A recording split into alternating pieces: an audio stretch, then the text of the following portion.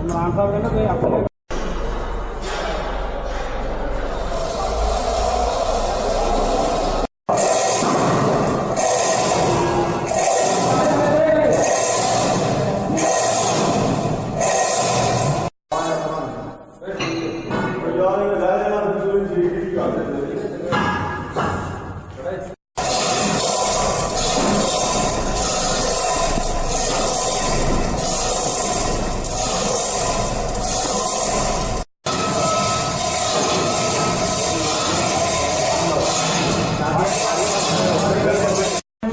बारी चुड़ी चला लाया एक गजार तुम करके जाना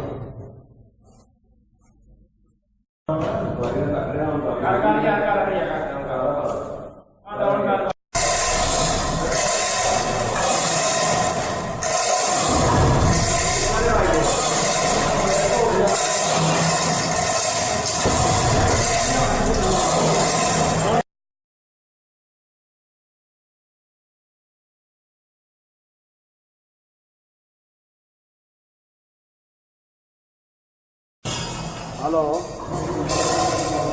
गड्डी आ रही साजी और कहना निकला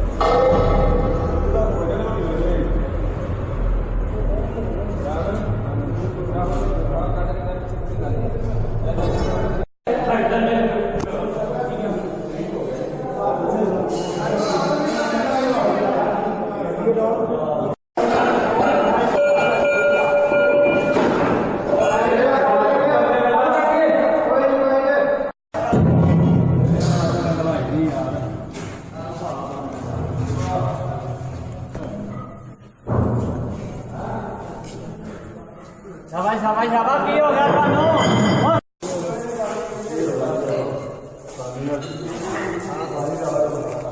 हाँ तो दोस्तों ये अपनी जगह पे आपका अपने पोजीशन पे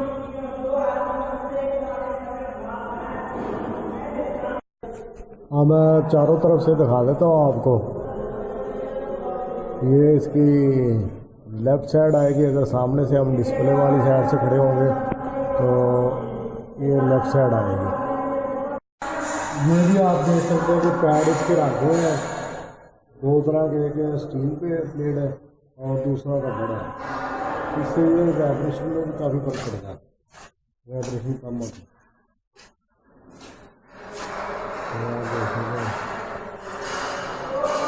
ये इसकी राइट साइड आएगी, हम डिस्प्ले वाली साइड से देखेंगे तो ये राइट साइड बनेगी।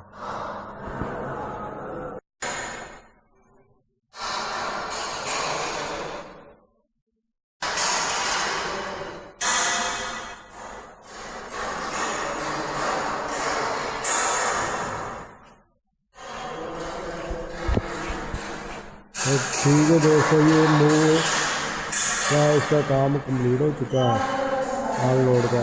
तो बाकी जैसे ही इसकी इंस्टॉलेशन पैकिंग होगी तो वो भी मैं आपको दिखा दूँगा।